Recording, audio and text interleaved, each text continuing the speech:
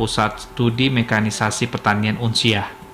Meski tidak menetap di Kampung Blangoi, namun sosok almarhum dinilai tidak asing bagi warga karena Yuswar berasal dari kampung setempat. Profesor Yuswar Yunus adalah warga asli Kampung Blangoi, tapi beliau sejak menjadi dosen itu sudah bermukim di Darussalam.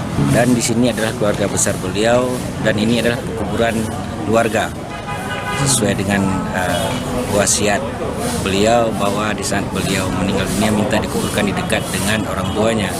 Maka akhirnya pihak keluarga dan desa memutuskan kita penuhi wasiat beliau.